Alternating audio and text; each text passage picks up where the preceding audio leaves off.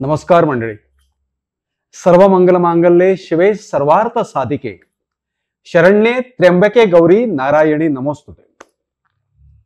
मंडळी, sky news टुडेच्या ह्या शृंखलेमध्ये म्हणजे जागर स्त्री शक्तीचा गाथा कर्तृत्वाची या आपल्या शृंखलेमध्ये आपण पाहिलं की अनेक मुलाखती आपण घेतल्या. स्त्री शक्तीच्या ह्या मुलाखती आहेत, आजच्या ह्या नारी शक्तीच्या मुलाखती आहेत. मंडळी, आज आपण अशा नारी शक्तीशी बोलणार आहोत, संवाद साधणार आहोत की ती शक्ती, ही नारी शक्ती एक आगळं आणि वेगळं क्षेत्र अनुभवते आहे, निवडते आहे किंवा त्या क्षेत्रामध्ये ती कार्यरत आहे. त्या आहेत पूर्वाश्रमीच्या माधुरी महेश मेस्त्री आणि विवाहानंतरच्या निधी निखिल नेमळेकर. आपण स्काय न्यूज टुडेच्या माध्यमातून पहिलं माधुरीचं स्वागत करूया. माधुरी, तुझं हार्दिक हार्दिक स्वागत आहे आणि तुला नवरात्रीच्या खूप खूप शुभेच्छा देतो. हो सर, थँक्यू. तुम्हाला पण सर्वांना नवरात्रीच्या हार्दिक शुभेच्छा. धन्यवाद धन्यवाद. खूप खूप छान. आपण सुरुवात करताना माधुरी, तुझ्या बालपणापासून सुरुवात करूया. म्हणजे तुझं बालपण कुठे गेलं, कसं गेलं, याबद्दल आम्हाला सांग, आमच्या रसिकांना सांग. मी मुळात आहे राठिवड्याची. अच्छा. आणि माझं बालपण सर्व झालं ते मालवणमध्येच, मालवणमध्ये कोळमला. बर. आणि माझं मग वडील माझे व्यवसायानिमित्त इथे सेटल झाल्यामुळे आम्ही पण मग इथंच. आणि आता जवळजवळ मी आता 29 वर्षाची आहे, तर माझं आतापर्यंत माझं बालपण सगळं इथेच गेलं. इथेच गेलंय. हो. म्हणजे राठिवडे म्हणजे आपल्या मालवण तालुक्यातलंच ना? हो, राठिवडे. हो. आणि राठिवड्यामध्ये मेस्त्री ही बरीच घरं आहेत, बरोबर ना? राठोड्याचे मेस्त्री म्हणजे फेमस आहेत, फेमस कलाकार, सर्व सगळंच कलाकार आहेत, बरोबर आहेत.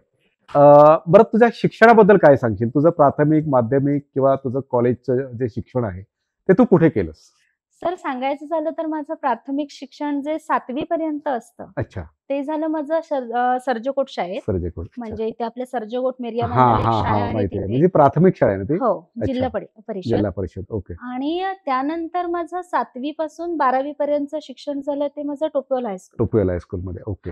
आणि त्यानंतर FY to TY ग्रॅज्युएशन झालं माझं SKP कॉलेजला. अच्छा. सखा पाटील सिंधुदुर्ग कॉलेज. ओके. आणि त्यानंतर माझं MA झालं, पोस्ट ग्रॅज्युएशन केलं मी, मास्टर ऑफ आर्ट्स. बरं. तर ते केलं मी कणकवली कॉलेज, कणकवलीला. अच्छा. म्हणजे तू BA घेतलं होतंस का? BA घेतलं होतं. स्पेशल लास्टला मी 6 मराठी ठेवलं होतं. आणि मग मी MA केलं.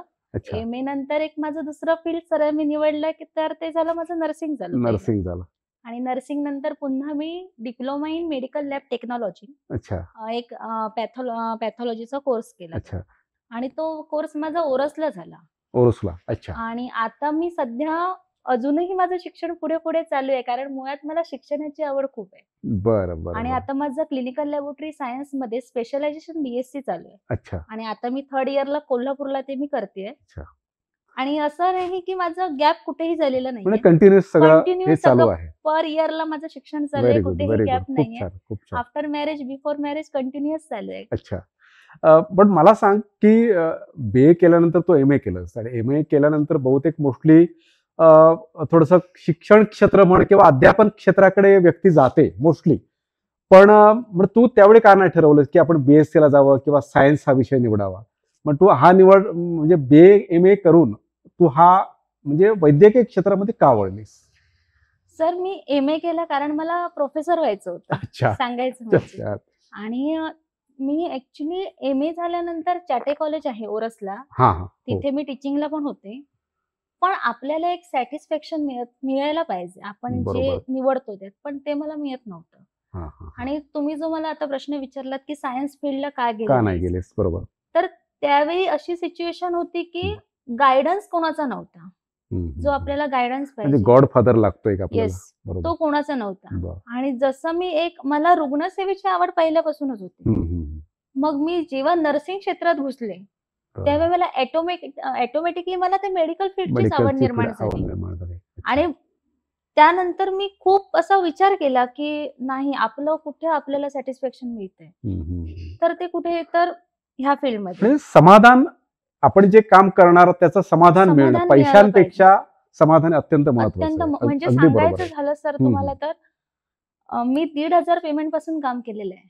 बरं. खरं सांगायचं तर. हम्म, हम्म, एका मालवणमध्ये मी नामांकित हॉस्पिटलमध्ये जॉब केलंय. बरं. कंटिन्युअस मी 8 वर्ष 1,500 मध्ये काम केलंय. म्हणजे प्रति महिना पर प्रति मंथ? महिना सर मी अरे 1,500 मध्ये काम केलंय. हा, हा, हा. आणि पण त्यावेळी मी म्हणजे माझाही असा विचार नव्हता की पेमेंट, आणि माझ्या आई वडिलांचा पण त्यावेळी असा विचार नव्हता पेमेंट. की हा, पेमेंट बेसकडे बघून मी मुळीच केलेलं नाही. म्हणजे शिकायला मिळेल काहीतरी मला नवीन, जेवढ्या जास्तीत जास्त शिकायला शिकायला किती मिळेल. मिळेल, हा, त्यात मला परफेक्शन किती करता अगदी येईल, बरोबर आहे. आणि त्यात मला परफेक्ट व्हायचं होतं. आणि हा. माझ्या डोळ्यापुढे फक्त पेमेंट अजिबात नव्हतं. नव्हतं, माझ्या ते डोळ्यासमोर एक होतं फोकस उद्दिष्ट, सुद्धा वैद्यकीय क्षेत्र क्षेत्र. होतं. आणि त्यात आपल्याला कुठलाही काहीही प्रश्न विचारला तरी आपल्याला त्याचा आन्सर करता आलं आलं पाहिजे, पाहिजे. अगदी आणि एक्झॅक्ट आपल्याला तो परफॉर्मन्स पूर्णपणे 100% देता देता आला आला पाहिजे. पाहिजे, हे आणि पुढच्या मनात लाईफ उद्दिष्ट मध्ये ह्या क्षेत्रात तुला त्याचा खूप फायदा होईल. Yes. बरोबर आहे. बरं, मला सांग, तू वैद्यकीय क्षेत्रामध्ये आता जवळजवळ 10 वर्ष आहेस, हो.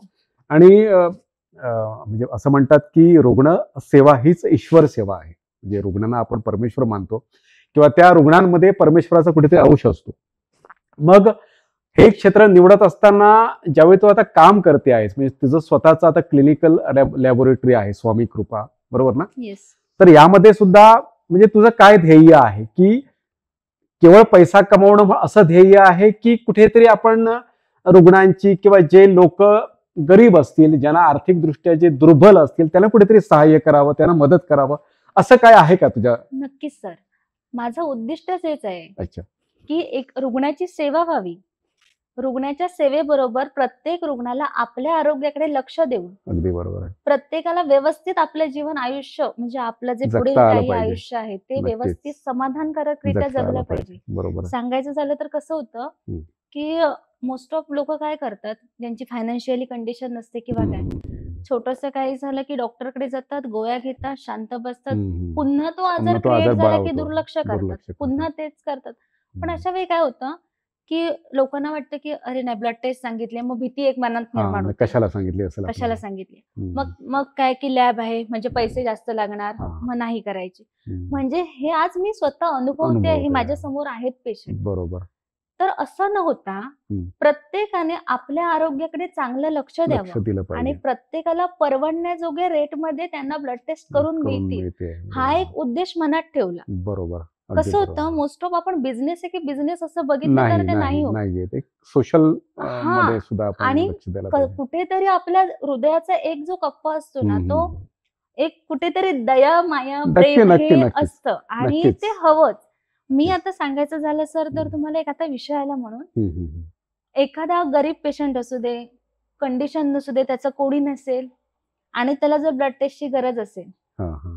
तर मी त्यांना आजही फ्री ऑफ कॉस्ट करून देतेय. क्या बात आहे. खूप छान. आणि माझ्याकडून जेवढी मदत करता येईल हम्म, हम्म. तेवढी मी करण्याचा प्रयत्न करते. खूप छान, खूप छान. कसं होतं त्यावेळी सांगायचं झालं तर एवढी वर्ष आपण सेवा केलेली होतो, बरोबर. आणि ह्या सर्व रुग्णांच्या आशीर्वादामुळे हम्म, हम्म. इथपर्यंतचा टप्पा आपण गाठलेला असतो. नक्कीच, नक्कीच, बरोबर आहे तुझं. आणि थोडी मी आध्यात्मिक असल्यामुळे ह्या गोष्टीत मी जास्त फोकस नक्कीच, करते की नक्कीच. देव पण आपल्याला हे गोष्टी बघत असतो, आणि आपण जे काही पुण्यकर्म करतो त्याचं कुठेतरी नक्कीच आपल्याला लाईफ मध्ये फायदा मिळतो. नक्कीच. म्हणजे असं म्हणतात की धर्म आपल्याला मागावा लागतो, हा. पण आपण जे कर्म करतो नक्कीच त्याचं देवाला हे आपल्याला ऑटोमॅटिकली द्यावंच लागतं. अगदी बरोबर आहे. खूप छान. एखादी आठवण सांगशील का? म्हणजे बऱ्याच वेळा कसं होतं, ह्या क्षेत्रामध्ये आपण काम करत असताना, किंवा एखादा पेशंट असा असतो की त्याच्या वागणूक म्हण, किंवा तुला एखादा अनुभव देऊन जात होतो, आणि तो अनुभव तुला कुठेतरी लाईफ लॉंग राहू शकतो तुझ्या आयुष्यामध्ये. अशी काय आहे का आठवण रुग्णांच्या बाबतीमध्ये म्हण, किंवा असं? तसं सर मला फारसं असं नाही सांगता येणार, पण सांगायचं झालं तर एक 15 दिवसातला एक विषय सांगते मी तुम्हाला. एक पेशंट होते, आणि त्यांची फॅमिली फार मोठी होती. बरं. म्हणजे टोटल त्यांना 5 मुलगे होते. अच्छा. पण ते पेशंट डॉक्टरकडे आले होते, आणि त्या पेशंटकडे बघता त्यांच्यासोबत म्हणजे काय होत असेल, काय घडत असेल माहित नाही मला, आय डोंट नो. पण कसं होतं की कोणच नव्हते, आणि ते 3 वाजल्यापासून एकटेच रोड जो असतो त्या साईडला बसलेले होते. अच्छा, म्हणजे तुझ्या क्लिनिकच्या समोरच तिथं बसलेले होते. तर मी जस्ट घराकडून गेलेली, आणि मी त्यांना विचारलं की आजोबा तुमचं म्हणजे काय ते बसले, आणि ऊन होतं, बरं, म्हणजे दुपारच्या वेळी असेल. दुपारची वेळ होती, हम्म. 3 वाजल्यापासून ऊन हम्म. होतं. हम्म. तर मी त्यांना म्हटलं की आजोबा काय झालंय? तर ते आजोबा तापाने पूर्ण फणफणत होते. अरे बाप. एवढा त्यांना ताप होता की म्हणजे मी त्यांच्या बाजूला उभी होती तर वाफा बसत होते. हा हा. मग मी त्यांना पाणी वगैरे दिलं आणि मी माझ्या लॅबमध्ये आणून त्यांना बसवलं. बस. मी त्यांच्या मुलाला कॉल केला, त्यांचा नंबर घेतला आणि तर त्या मुलाने असं सांगितलं की आम्ही येतोय, वाटेत आहोत. पाऊण तास झाला, 1 तास झाला तरी ते आलेले नाही. मग मी त्यांना समोर डॉक्टरकडे घेऊन गेले आणि चेकअप वगैरे करून घेतलं. त्यांचे ब्लड टेस्ट होते ते करून दिले. रिपोर्ट नेऊन दाखवला डॉक्टरना आणि त्यांना जे काही मेडिसिन लागणार होतं ते दिलं. पण सांगायचं उद्दिष्ट हे 5 मुलगे असून सुद्धा एकही मुलगा त्यावेळी त्यांच्याकडे नव्हता. मग शेवटी त्यांना रिक्षा वगैरे केली आणि घरी पाठवलं. म्हणजे हे कसं म्हणजे लक्षात राहणारा हा का आहे माझा अनुभव. तर आपल्या आजूबाजूला आपल्या घरातली मंडळी एवढी असताना त्यावेळी त्यांच्यासोबत कोणी नसतं. आणि ह्यावेळी आपण साथ देणं खूप गरजेचं बरोबर आहे. म्हणजे आपण जे म्हणतो की आताची जी पिढी आहे ती आपल्या आई वडिलांकडे म्हणा किंवा जे ज्येष्ठ आपल्या घरात आहेत त्यांच्याकडे त्यांनी लक्ष दिलं पाहिजे खरं तर. आणि तू फोन करून सुद्धा कोण न येणं म्हणजे ह्याच्यासारखी गंभीर गोष्ट. त्यांच्या रिलेटिव्हला 3 वेळा कॉल केला. हा, तरी सुद्धा कोण आलं तरी हा येतायत मी गाडी पाठवतो ही आन्सर झाली. पण एवढा वेळ सुद्धा थांबून माझ्या लक्षात आलं की काहीतरी इश्यू असावा. मग ते आजोबा स्वतःहून मला बोलले की मी घरात काही सांगत नाही, मला कोणी बघत नाही. ह्या वाक्यामध्ये सगळा अर्थ आपल्याला लक्षात आलं काय ते. माधुरी, खूप छान. म्हणजे आता तू तुझं जे वैद्यकीय क्षेत्राबद्दल सांगितलं, एखादी आठवण सांगितलीस, तुझं काम आम्हाला दिसलं. पण आम्ही जे ओळखतो माधुरीला, म्हणजे माधुरी मेस्त्रीला मालवण ओळखतो किंवा आपला जिल्हा ओळखतो, तो एक कलाकार म्हणून ओळखतो, एक नाट्य अभिनेत्री म्हणून मोस्टली ओळखतो. तर मला सांग, त्याच्याबद्दल सांग की तू आतापर्यंत कोणत्या कोणत्या नाटकांमध्ये काम केलंस, म्हणजे ॲज अ ॲक्टर म्हणून. आणि दुसरी गोष्ट म्हणजे तुला कुठला नाटकातला प्रकार आवडतो, म्हणजे आपण ऐतिहासिक असेल, कौटुंबिक असेल, सामाजिक असेल किंवा फारसिकल असेल, त्याच्यामध्ये कुठला प्रकार तुला जास्त भावतो किंवा आवडतो? सर, आता माझे आतापर्यंत जवळजवळ माझी एक साधारण तुम्हाला सांगायचं तर 40-45 स्टेज झालेले आहेत माझे. आणि सर्व प्रकारची, पौराणिक म्हणू नका तुम्ही, कॉमेडी म्हणू नका, ऐतिहासिक म्हणा. माझी सुरुवात जी झाली ती कॉलेजपासूनच. बरं. कॉलेजपासूनच माझी एकांकिका, मग स्टेप बाय स्टेप सगळं झालं. आणि स्पर्धेला गेलो होतीस का तू? हो. म्हणजे कुठल्या आपल्या युनिव्हर्सिटी? अच्छा. कल्चर असतं युनिव्हर्सिटीचं आपण तिथे. आणि तिथे मी सेकंड प्राइज आम्ही घेतलं होतं. आणि ती जी आमची मेहनत होती, म्हणजे तुम्हाला सांगायचं तर 3 दिवसामध्ये एकांकिका उभी केलेली आणि सगळे न्यू ॲक्ट्रेस. क्या बात आहे. 3 दिवस. कुठली एकांकिका कधी? फ्लाइंग क्वीन्स होती त्यावेळी. Flying queens. अरे छान आहे एकांकिका, खूप छान. आणि ती आम्ही 3 दिवसात उभी केली. म्हणजे सांगायचं झालं तुम्हाला तर एक सकाळी 6 ते दुपारी 3, 4 ते पुन्हा सकाळी 6 अशी कंटिन्यू प्रॅक्टिस. म्हणजे त्यावेळी आम्ही झोपलो पण नव्हतो. आणि कोणी डिरेक्ट केली होती दिग्दर्शक? मुंबईचे विशाल राऊत म्हणून आहेत, जे भरत जाधव, सिद्धार्थ जाधव यांना डिरेक्ट करतात ते. तर त्यांनी ती केली होती डिरेक्ट. आणि एवढी छान, म्हणजे म्हणाल तर नाटक काय असतं ते आपल्याला शिकता आलं. स्टेज कसा वावरावा, स्टेजवर काय पाहिजे, हे सगळं आम्ही त्यांच्याकडून शिकता आलं. आणि नंतर असं करत करत मला खूप म्हणजे व्यावसायिक नाटकं यायला लागली. आणि मग मी कंपनीत जॉईन झाले. कंपनीने मला घेतलं. मग रायगडला जेव्हा जाग येते, माझं पहिलं नाटक सर्वात ऐतिहासिक मध्ये. रायगडला जेव्हा जाग येते, इथे शाळाला मृत्यू, करीन ती पूर्व, सरनोबत मध्ये मी टोटल एकटीने 5 रोल केले आहेत. अरे वा, खूप छान नाटक ते सुद्धा. एकटीने 5 रोल केले. तर तुम्ही विचार करू शकत नाही की तेवढी कॉमेडी स्क्रिप्ट म्हणजे ती नव्हती. कॉमेडी कसं आपण जसं की पटकन गिव्ह अँड टेक असतं त्याच्यामध्ये, म्हणजे करू शकतो, तसं ते नव्हतं. हा विषय कसा होता, ऐतिहासिक होता पूर्ण. म्हणजे मिनिटाला वेशभूषा, पुन्हा जे संवाद असतात ते सुद्धा मोठे असतात, चेंज करून यायचं होतं. पहाटे 4 वाजेपर्यंत नाटक चाललं, एकही प्रेक्षक हल्लेला नाही सर. हे रेकॉर्ड आहे. क्या बात आहे, क्या बात आहे. आणि सरनोबत हे नाटकच मुळात खूप छान आहे. बरं, मला सांग, ह्या क्षेत्रातला म्हणजे नाट्य क्षेत्रातला तुझा आयडॉल कोण, म्हणजे आदर्श कोण, म्हणजे कोणाला बघून तू भूमिका करतेस किंवा असं कोण आहे का तुझ्या समोर एखादा आयडॉल? सर, नाटक कसं उभं करावं किंवा त्यासाठी मेहनत कशी करावी हे म्हणाल तर मी सुरेश गावडे आणि बापू कोंडे. सुरेश या गावडे नामांकित आणि- व्यक्तींकडून शिकले. हम्म. म्हणजे आता सांगायचं झालं तर एक बापू कोंडे यांचं एक वाक्य होतं हम्म. आणि ते मला अजूनही आठवतं सर. आणि तुम्ही तर हो, माझ्यासोबत केलेलं एकत्र आहे, स्टेज केलंय केलेला केलंय आहात हो. की प्रेक्षकाची पाय हलायला लागले म्हणजे प्रेक्षक कंटाळला, कंटाळला, चुळबुळ करायला लागलं की समजायचं की आपली पकड कुठेतरी लूज झाली आहे. लूज झालीये. अगदी बरोबर. मग प्रेक्षकांना ऑडियन्सला कसं पकडून ठेवून ठेवावं ठेवायचं. बरोबर ही जी गोष्ट आहे हे या 2 व्यक्तींकडून मी शिकले. बरोबर. म्हणजे अर्थात ती त्या कलाकाराला जेव्हा कळते की बाबा प्रेक्षक कुठेतरी चुळबुळ करतो, म्हणजे आपण कुठेतरी लूज पडतोय, तर त्याची जी तो परफॉर्मन्स आहे तो त्याने कुठेतरी त्याची लेवल वाढवली पाहिजे. आणि बरोबर कसं होतं की आपल्याला जेव्हा वाटतं म्हणजे आपण 100% जेव्हा देतो बरोबर, अगदी बरोबर. तेव्हा आपल्याला स्वतःच्याच मनाला समाधान समाधान मिळतं. मिळतं. आणि जेव्हा आपण 100% होत नाही आपलं बरोबर. तेव्हा आपल्याच मनाला वाटतं की नाही कुठेतरी आपण कुठेतरी आज कमी पडलोय, पडतोय आणि त्याचा परिणाम प्रेक्षकांवर निश्चित होत प्रेक्षकांवर असतो. होतो. अगदी बरोबर आहे माधुरी. आणि तू जी आता 2 नावं मला सांगितलीस, एक म्हणजे सुरेश गावडे. सुरेश गावडे आणि जब्बार पटेल सोबत सुद्धा काम केलं होतं आणि सर मुंबईला होते आणि डॉक्टर बाबासाहेब आंबेडकर यांच्या एका चित्रपटामध्ये सुद्धा त्यांनी सहाय्यक दिग्दर्शक म्हणून काम केलंय. आणि त्याचबरोबर स्मिता तळवलकरांच्या एका चित्रपटामध्ये, मला वाटतं त्या चित्रपटाचं नाव लक्षात येत नाही माझ्या, पण त्याही चित्रपटामध्ये त्यांनी सहाय्यक दिग्दर्शक म्हणून अनेक चित्रपटामध्ये काम केलेला, असा संचार केलेला हा माणूस आपल्या मालवणमध्ये आला. आणि आमच्या मालवणवासियांचं खऱ्या अर्थानं भाग्य आहे की आमच्यासारख्या कलाकारांना त्यांच्याकडून खूप शिकता आलं. आणि त्याचबरोबर आता तो उल्लेख केला असतो बापू कोंडेंचा सुद्धा. बापू कोंडेंसारखा माणूस, एक सामान्य माणूस, एक साधा माणूस, पण त्यानं सुद्धा वस्त्रहरण नाटकामध्ये 800 भूमिका, म्हणजे 800 प्रयोगांमध्ये अर्जुन, तुला माहिती असेल, अर्जुनाचं पात्र साकारलेलं होतं.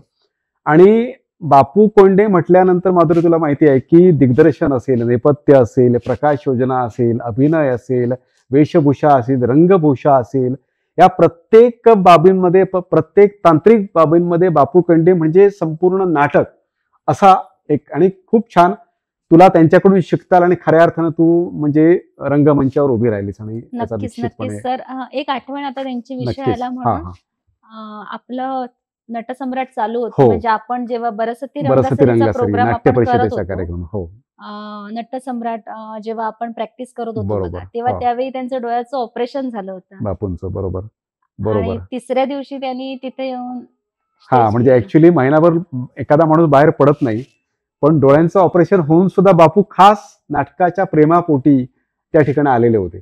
आणि इव्हन तुला आठवत असेल, कमला ज्यावेळी आपण नाटक केलं होतं ना, त्यावेळी बापू आजारी होते. आजारी होते. हो, पण बापूने झेपायचं नाही, पण भरपूर खोकला वगैरे खोकला त्यावेळी होता त्यांना बापूंना. झाला होता. आणि त्यांच्या आयुष्यातलं ते अंतिम नाटक, कमला हो, नाटक. हो, हो. म्हणजे काय म्हणावं, आमचं कुठेतरी एक हे असेल, एक नशीब आपलं असेल. भाग्य की हा आपल्याला लास्ट लास्ट मोमेंटला मोमेंटला आपलं त्यांनी खूप छान मदत केली होती. आणि अं, निस्वार्थी माणूस. अत्यंत निस्वार्थी माणूस. आणि एखादं तुमचं घेतलेलं कार्य म्हणजे नाटक जर असेल तर तो जीव तोडून तो करायचा, म्हणजे ते चांगलं झालं पाहिजे. नक्कीच. आणि त्याच्यासाठी दिवस बघायचे नाही, रात्र बघायचे नाही, अन्न बघायचे नाही, कुठे खायला नसेल तरी चालेल, शेवटी बापू- त्यांना ते जमायचं नाही जमाचं तरी सुद्धा त्यांनी नाही, एक पण काम प्रयत्न केलं. करून ते नक्कीच. आपलं कमला नाटक त्यांनी उभं केलं उभं केलं होतं. होतं. आणि खूप. कमला नाटक हे एक साधं नव्हतं. नव्हतंच. विजय तेंडुलकरांचं नाटक, कमला नाटक आम्ही केलं होतं आणि त्यावेळी आम्हाला खूप छान साथ बापूंनी दिली होती. त्यानंतर थोडस मी या बाबतीतला आणखी प्रश्न असा विचारतो की आता तुला समजा आफ्टर मॅरेज किंवा आता हे सगळं तू आता सांभाळतेस, वैद्यकीय क्षेत्र तू सांभाळतेस, आणि तुला समजा एखाद्या ऑपॉर्च्युनिटी आली, एखाद्या चांगल्या नाटकामध्ये काम करायचं आलं, तर तू ते करशील का? समजा व्यावसायिक लेवलचं एखादं चांगलं नाटक आहे आणि तुला एक चांगला रोल आहे त्याच्यामध्ये, आणि असं जर संधी तुला मिळाली तर ते तू करशील का? नक्कीच. Very good. कारण कसं आहे सर, आता जस्ट माझं आफ्टर मॅरेज अच्छा. एक 3 इयर्सचा गॅप झाला, कारण माझी प्रेग्नन्सी वगैरे हा जो बर. एक पिरियड होता बर. तो. आणि आता मी एक प्रेग्नन्सी, माझी डिलिव्हरी झाल्यानंतर मी एक 2 वर्षाचा गॅप घेतला. बर. आता माझ्या लग्नाला 4 वर्ष झाली आहेत. कारण की छोट्याकडे लक्ष लक्ष द्यायला देणं हवा किंवा महत्वाचं, काय. ते खूप महत्वाचं आणि आहे. सांगायचं झालं तर मुळात स्क्रिप्ट पाठांतर करणं महत्वाचं आहे. अगदी बरोबर आहे. कारण काय होतं की स्क्रिप्ट पाठांतर केली नाही तर मी माझा रोल उभाच करू शकत नाही. नक्कीच. मला प्रॉम्प्टिंग वर जमत नाही, नाही, नाही. नाही जमत. अगदी बरोबर. पूर्ण रोल आपण सोडतो. अगदी बरोबर आहे. आपण ते कॅरेक्टरच नाही पकडत. आणि आपल्याला ते संस्कार सुद्धा तसेच झालेले आहेत की झालेले आहे. कुठेही प्रॉम्प्टिंगचा आधार नाही. घ्यायचा नाही. समोरचा चुकला तर त्याला आपण सांभाळून घ्यायची आपली कॅपॅसिटी हवी. म्हणजे पूर्ण नाटक पाठ पाहिजे थोडक्यात. पूर्ण नाटक पाठ हवं. अगदी आणि बरोबर. जेव्हा ते होतं ना तेव्हाच आपण बरोबर. कॅरेक्टर पकडून आपण पकडून काम ते करू काम शकतो. करू शकतो. बरोबर आणि आहे. तसंच झालं म्हणून मी स्वतःहून मला खूप Yes. ग्रुपने मला विचारलं, पण मी त्यावेळी स्वतःहून ही गोष्ट सांगितली. बरं. आणि आता कसं झालंय की तो थोडा असं मोठा होतोय तसं मला सगळ्या गोष्टीत वेळ देता येऊ शकतो. बरोबर आहे. छान. माधुरी, आता थोडंसं मी विषयांतर करतो की सध्या एक सामाजिक प्रश्न भेडसावतोय की आत्महत्या, म्हणजे विशेष करून जर बघितलंस ना तर तरुण पिढी म्हणजे साधारणपणे 30 ते 40 दरम्यानची जी तरुण पिढी आहे ती कुठेतरी ह्या गोष्टींकडे वळते की म्हणजे आपण वर्तमानपत्रामध्ये वाचत असू किंवा टीव्हीवरती एखादी बातमी बघत असू किंवा सोशल मीडियावरती आपलं अरे आज हे घडलं, आपल्याला शॉक बसतो. पण ह्या ज्या घटना घडता आहेत त्याच्याबद्दल तुझं काय म्हणणं, तू काय सांगशील? आता हा जो कालावधी चाललाय ना 30 म्हणू नका 40 किंवा त्यापेक्षाही खाली, म्हणजे एकदम यंग जनरेशन, एकदम वयात आलेले मुलगी म्हणू नका, मुली म्हणू नका, हे आज काही झालं तरी आत्महत्येचा विचार लगेच करते. नक्कीच. कारण ह्याचं कारण काय होतंय की नैराश्य, संवाद होत नाहीये. सर तुम्हाला सांगते, आपण जेव्हा एक काचेचा ग्लास पकडतो बरोबर आणि तो जेव्हा आपण बोटाने पकडून ठेवतो तेव्हा आपल्या बोटांवर ताण येतो. मग आपण काय करतो की तो खाली ठेवतो. बरोबर आहे. तसंच आहे, माणसाच्या मनात 1000 विचार असतात, खूप दुःख असतात, सुखही असतं, दुःख पण असतं. पण तेच जर आपण कोणासमोर बोललो नाही तर काय होतं की मेंदूला आपल्या ताण येतो. नक्कीच. आणि मेंदूला जेव्हा आपल्या ताण येतो तेव्हा आपण त्यावेळी काय होतो की नाही, मला आता काही सुचत नाहीये, मला सहन होत नाही. म्हणजे थोडक्यात सांगायचं तर आपण तो ग्लास असतो तो खाली ठेवतो. बरोबर आहे. म्हणजेच आपण कुठेतरी कोणाशी तरी बोललं तर आपलं मन मोकळं होतं. तसंच मी आता ग्लासाचं उदाहरण दिलं की तो ग्लास जेव्हा आपण खाली ठेवतो तेव्हा आपल्या बोटांवरचा ताण निघून जातो. आणि जर आपण तसाच धरून ठेवला तो ग्लास तर तो ग्लास खाली पडला की तो फुटतो. बरोबर आहे. आणि तसंच माणसाच्या बाबतीतही आहे की मेंदूवर ताण आला की मेंदू आपला काम करायचं थांबतो आणि आपण नैराश्यातून वेगवेगळे विचार घेतो. पण अशा वेळी असं न करता हेल्पलाईन सेंटर आहेत, सुसाईड हेल्पलाईन सेंटर बरोबर जर त्यावेळी आपलं बोलणं झालं तर त्यावेळी कुठेतरी हे थांबू शकतं. आपण आपल्या जवळच्या व्यक्तीशी बोलावं. बरोबर. तो लॉस असतो आपला, तो कुठेही असू शकतो, फायनान्शियली असू शकतो, अफेअर असू शकतं किंवा स्ट्रेसफुल असू शकतो. मग ह्या गोष्टीतून ह्या जर गोष्टी आपण कुठेतरी मन मोकळं केलं, बोललं, सिच्युएशन काय आहे ही लक्षात घेतली तर कुठेतरी हा प्रकार थांबू शकतो. कारण ती एक वेळच तेवढी असते आपल्याला वाईटाकडे नेऊ शकते. अगदी बरोबर. म्हणजे मनातली जी घुसमट आहे ना ती घुसमट मोकळी करण्यासाठी, म्हणजे एखादं धरण असतं त्यावेळी धरण ज्यावेळी आपण एखादा दरवाजा उघडतो आणि तो संपूर्ण तो पाण्याचा लोट जातो आणि त्यावेळी तो धरण रिलॅक्स होतं, म्हणजे मोकळं होतं. तोच प्रकार मनाच्या बाबतीत आहे. पण आपला मेंदू ताण देऊन किती घेणार? नाही, निश्चितच. आणि पण मला सांग माधुरी की यासाठी कुठेतरी आता संवाद कमी होत चाललाय आपल्यातला, याच्या मागे कुठेतरी सोशल मीडिया म्हण किंवा कुठेतरी मोबाईल संस्कृती म्हण ही कारणीभूत आहे का? तुला काय वाटतं? नक्कीच आहे. काय झालंय की आज मोबाईल आल्यामुळे आपलं बोलणं थांबलंय. आपण चॅटिंग करतोय, बोट चालतायत आपली, निर्जीव असल्यासारखे आपली फक्त बोट काम करतायत, बोलणं होत नाहीये. मग त्यामुळे अशा वेळी काय होतंय की संवाद होतच नाहीये. जे काय आहे ते, आणि जेवढं आपण बोलू शकतो तेवढंच आपण चॅटिंगवर नाही ना सांगू शकत. मग यामुळे काय होतंय, आता 4 माणसं एकत्र बसली आहेत तर मी मोबाईल मध्ये आहे, तुम्ही मोबाईल मध्ये आहे, त्या घराला घरपणच नाहीये, त्या मित्रत्वाला फ्रेंडशिप नाहीच आहे. नावाला तुम्ही फिजिकली उभे आहात बरोबर, पण तुम्ही रिअलिटी मध्ये आहात का, मनाने आहात का? नाहीये ना. नक्कीच नाही. म्हणजे पूर्वी एकत्र कुटुंब पद्धती होती बघ पूर्वीच्या काळी, आणि आता थोडंसं कसं सेपरेशन झालंय. म्हणजे नवरा बायको, आता आपल्या ग्रामीण भागामध्ये तो प्रकार नसेल कदाचित, पण शहरी भागामध्ये जर बघितलं ना तर आपल्या फॅमिलीशी अलिप्त राहण्याची जी ही पद्धती आहे ते खूप फोपावत चालली. मग त्याच्यामुळे सुद्धा ह्या घटना होत असाव्यात का? नक्कीच.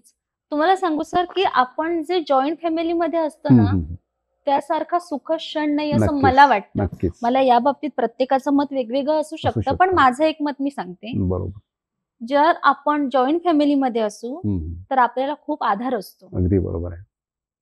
आणि सेपरेट फॅमिलीमध्ये आपल्याला आधार नसतो, आधार फक्त नसतो. आपली आपल्या लाईफ आपणच असतो. असते. म्हणजे सुख आलं तरी आपणच करायचं, टेन्शन आलं, दुःख आलं तरी आपणच शेअर आणि करायचं. एकत्र फॅमिलीमध्ये आपल्या हम्म. पाठीमागे उभे राहणारे सगळेजण असतात. नक्कीच आणि नक्कीच. कसं होतं सर, सांगायचं झालं तर हम्म. माहेरची मी खूप मोठ्या फॅमिलीतली आहे. बरं. म्हणजे 250 ते 300 माणसांची आमची एक फॅमिली आहे अरे वा. पूर्ण.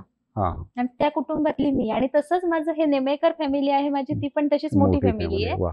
फक्त माणसं कमी आहेत, पण आम्ही सगळे एकत्र म्हणजे एकत्र राहतो. कुटुंब हो हो, पद्धती एकत्रच आहोत. तुला खूप छान. आणि सांगायचं तर माझं माहेरचं आहे, तर आमचे सगळे सण वगैरे म्हणू नका, आम्ही एकत्र, म्हणजे मी एकत्र कुटुंबातलीच आहे. बरं बरं, क्या बात आहे. खूप त्याच्यामुळे छान. मला जास्त तुम्ही म्हणाल तर एकत्र कुटुंबाची आवड आहे. अच्छा. आणि तसं असेल तर ते हम्म. संस्कार आपल्या मुलांवर पण चांगलेच होतात. बरोबर. कारण सेपरेट राहून तसं नाही नाही होत. होत, नाही होत. आई वडील असतात आपल्या बरोबर. विचारांमध्ये, कामामध्ये असतात, बरोबर. मुलं एकटी पडलेली असतात. आणि थोडंसं हे सुद्धा म्हणता येईल की ज्यावेळी सेपरेट फॅमिली, नवरा बायको आणि मूल असेल, त्यावेळी मग आई वडील समजा बाहेर कुठेतरी जॉब करत असतील किंवा एखादा व्यवसाय करत असतील, तर ते मूल घरात एकटं असतं. मग त्या मुलाला कुठेतरी पाळणाघरात ठेवणं किंवा मग ते मूल गप्प राहावं म्हणून मुलाच्या हातात मोबाईल देणं, त्याच्यामुळे सुद्धा मग ते त्याचे कुठेतरी बॅड इफेक्ट्स आपल्याला बघायला हा, मिळतात. आणि आपण जॉईंट फॅमिलीमध्ये असू तर ते हा, नसतं काही. म्हणजे आजी आजोबा गोष्टी तरी सांगतील, खेळतील त्या मुलांबरोबर. नक्कीच. आता माझ्या ऐकतात. फॅमिलीमध्ये सांगते तुम्हाला सर, की माझी आजी सासू 92 इयर्स ओल्ड, अरे वा, क्या बात. पण आजही मी काही घरात किचनमध्ये काम करत असली तरी ती त्याला हँडल करत असते. अरे वा, क्या बात आहे. केवढा मोठा आधार आहे हा. आणि माझ्या घरात सर्व सिनियर सिटीजन. अच्छा. त्याच्यामुळे म्हणजे संस्कार म्हणू नका तर तेही मिळतात. मिळतात. आणि एक म्हणाल तुम्ही तर वेगवेगळ्या गोष्टी वेगळ्या म्हणू गोष्टी नका मिळतात. काय, आपण की अनुभव मिळतात, ते हा, अनुभव खूप मिळतात. काही त्या अनुभव. लोकांचे अनुभव खूप मोठे असतात. बरं, आता उत्तरार्धाकडे आपण येतोय ह्या मुलाखतीच्या माधुरी. तू संदेश काय देशील आजच्या आमच्या रसिकांना, म्हणजे स्काय न्यूज टुडेच्या, आता ही नवरात्र उत्सव सुरू आहे, किंवा आपण जागर स्त्री शक्तीचा गाथा कर्तृत्वाची ही शृंखला सुरू करतो आहोत, म्हणजे चालू आहे. तर तुला काय वाटेल की या क्षणाला आपण आमच्या प्रेक्षकांना काय सांगावं, असं तुला एखादा जर संदेश द्यायचा असेल तर काय देशील? सर, आज स्त्री प्रत्येक क्षेत्रात पुरुषाच्या बरोबरीने एक काम करते. आणि सांगायचं झालं तर आपली जी फॅमिली असते ती आपल्या मागे जेव्हा उभी असते बरोबर. तेव्हा ती स्त्री कुठेही जाऊ शकते. हम्म. आता माझं म्हणाल तर मला 2 वर्षाचा मुलगा आहे. अच्छा. आणि मला त्याला आईकडे माझ्या ठेवावं लागतं, आणि मला बरोबर. माझ्या आईची साथ म्हणाल तर ती खूपच मिळालेली आहे, नक्कीच. एक लग्नाच्या पूर्वी पण आणि आणि- लग्नानंतर पण. अच्छा. कारण कसं झालं की माझ्या घरात सर्व सिनियर सिटीजन असल्यामुळे असल्यामुळे कुठेतरी एक तो थोडा खूप मस्तीखोर नक्कीच, असल्यामुळे हा. मला ऑप्शन नव्हता दुसरा. नाही, बरोबर. तर मी तिच्याकडे ठेवू शकते म्हणून मी पुढे खूप काही गोष्टी आता करू शकले. तर आपण घराच्या जेव्हा बाहेर पडतो ना, तेव्हा आपण पुरुषाच्या बरोबरीने एक काम करत असतो. नक्कीच. तर त्यावेळी आपण जेव्हा काम करतो तेव्हा आपण असं स्वार्थीपणा कुठलाच ठेवत नाही, अगदी बरोबर. की आपला हातभार आपल्या कुटुंबाला लागावा, हा एक उद्देश असतो. नक्कीच. आणि आज स्त्री कुठेच कमी नाहीये. आणि मला अजून एक सांगावंसं वाटतं की आपण जेव्हा शिक्षण घेतो किंवा शिक्षण घेताना आपल्या सोबत एखादी कला आपण घ्यावी, जोपासली पाहिजे. नक्कीच जोपासावी, कारण नक्कीच. कला ही अमर असते. बरोबर. आणि जेव्हा शिक्षणाबरोबर जेव्हा कला पण आपल्याकडे असते तेव्हा कसं होतं की आपण 4 गोष्टी शिकतो. अगदी बरोबर. समाजात एक आपण कसं वावरावं, कसं बोलावं, समोरच्याचा सिक्स सेन्स, ह्या गोष्टी आहेत त्या आपल्या पटकन लक्षात येतात. आणि कला ही अमर आहे. त्याच्यामुळे कसं की काहीतरी आपल्याकडे कला असावी, असं एक माझं मत आहे. अगदी बरोबर आहे. म्हणजे असं म्हटलं जातं की व्यवसाय हे तुम्हाला जगायला शिकवतं, किंवा नोकरी असेल हे तुम्हाला जगायला शिकवतं, आणि एखादा छंद, एखादी कला तुम्हाला कसं जगायचं हे शिकवते. आजकाल सर आता कॉलेजमध्ये सुद्धा एक चांगले भरतनाट्यम म्हणू नका, नाट्यशास्त्र म्हणू नका, हे आता सब्जेक्ट चालू केले ना. आणि म्हणजे खूपच मुलांना खरंच चान्स चांगले आहेत. आणि विद्यार्थी आणि कसं बरोबर आहे की शिकत राहावं माणसानं. मंडळी, बघितलं, ह्या होत्या पूर्वाश्रमीच्या माधुरी मेस्त्री आणि आताच्या निधी नेमळेकर मॅडम. अतिशय छान पद्धतीनं त्याने आपली ही मतं मांडली, आपल्याशी संवाद साधला. खरं तर माधुरीचं क्षेत्र हे वैद्यकीय क्षेत्र आहे, पण त्याही पलीकडे ती एक अभिनेत्री म्हणून आम्हाला परिचित आहे. आणि आज तिच्याशी संवाद साधत असताना तिच्या स्वभावाचे सुद्धा काही गुण आपल्याला दिसले आणि सगळ्यात महत्वाचा स्वभाव म्हणजे तिचा दयाळूपणा. कसं होतं, आपण एखादा व्यवसाय निवडल्यानंतर केवळ पैसे कमावण्यासाठीच तो व्यवसाय नसतो, तर कुठेतरी सामाजिक बांधिलकी सुद्धा त्यामध्ये असावी लागते आणि तीही माधुरी जोपासते आहे. आणि त्याचबरोबर एकत्र कुटुंब पद्धती सुद्धा तिला भावते आहे, कारण आजच्या ह्या युगामध्ये एकत्र कुटुंब पद्धती नाकारणारी बरीच महिला मंडळ आहेत किंवा बऱ्याच महिला आहेत, पण माधुरी तशी नाहीये. म्हणजे माधुरीच्या ह्या व्यक्तिमत्वातून आपल्याला बऱ्याच गोष्टी शिकता येतात आणि आजचा खराच हा जो संवाद आहे हा तुम्हाला प्रेरणादायी नक्कीच ठरेल असं मला वाटतं. माधुरी, स्काय न्यूज टुडेच्या माध्यमातून तुला खूप खूप शुभेच्छा देतो आणि थँक्यू. तुला सगळ्यात महत्त्व म्हणजे नवरात्रीच्या हार्दिक हार्दिक शुभेच्छा आहेत. धन्यवाद. धन्यवाद मंडळी.